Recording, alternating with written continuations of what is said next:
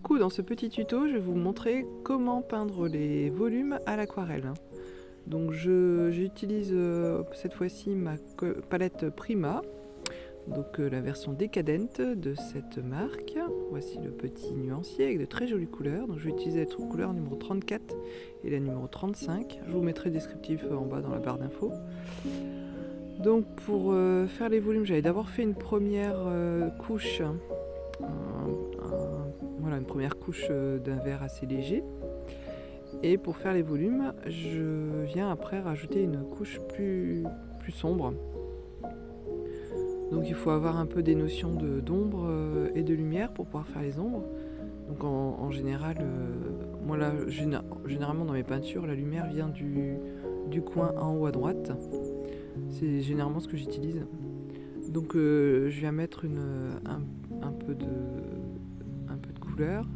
Alors j'essuie régulièrement mon pinceau.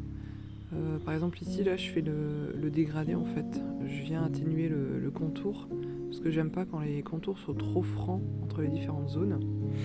Donc j'essuie mon pinceau et puis voilà, et puis je viens après étaler un peu les pigments. Donc voilà, en dessous le bras aussi, une petite zone d'ombre, donc toujours un peu la même technique. En fait il faut apprendre à gérer l'eau en aquarelle. Donc faut apprendre à ne pas mettre trop d'eau, ce qui n'est pas toujours évident. Enfin, en tout cas, ça dépend ce qu'on veut faire, mais en tout cas, dans ce cas-là, quand on vient rajouter une couche par-dessus une autre, il faut ne pas mettre trop d'eau parce qu'après, ça peut créer des auréoles, des choses comme ça. Ça réactive les pigments qui sont en dessous, qui ont déjà séché. Donc, il faut faire attention, quoi. Voilà, donc les différentes zones, comme j'ai ma lumière en haut à droite, il y a des ombres aussi, bien sûr, sur la gauche, au niveau des bras. Voilà.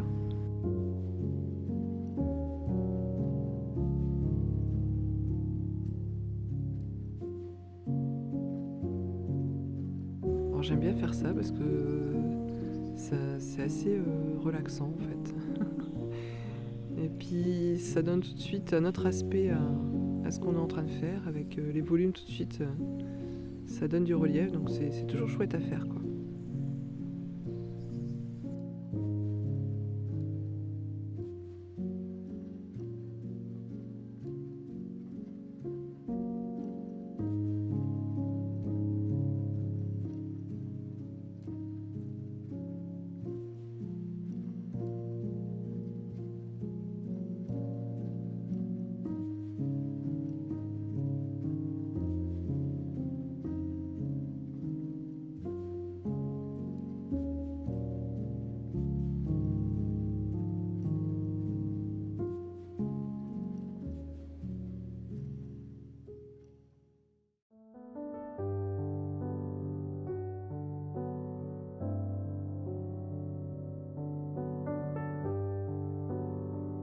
Donc, ce que je fais aussi, c'est que le fait de sécher un peu mon pinceau, je peux étaler un peu les pigments pour essayer de créer un effet de dégradé du plus foncé vers le plus clair.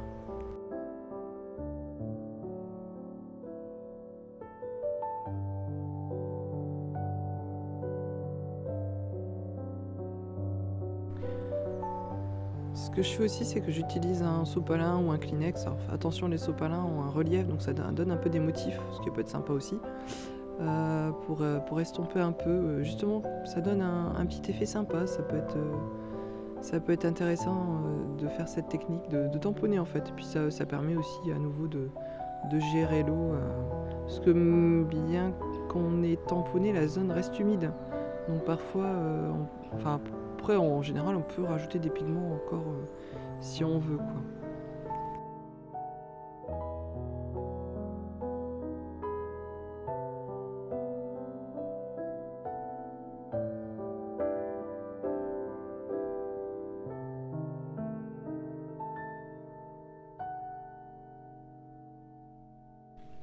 Ici, je laisse une petite zone de lumière sur le côté pour qu'on puisse bien distinguer les deux jambes. Parce que pas avoir deux zones foncées côte à côte, quoi, pour ne pas avoir la forme de la jambe de gauche.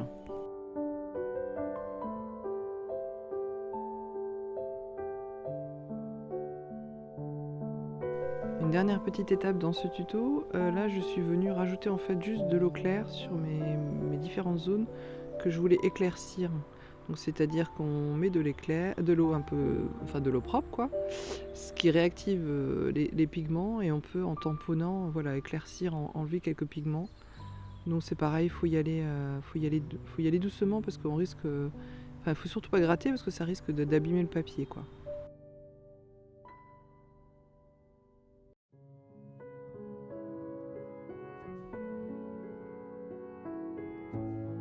Donc voilà, on arrive à la fin de ce petit tuto.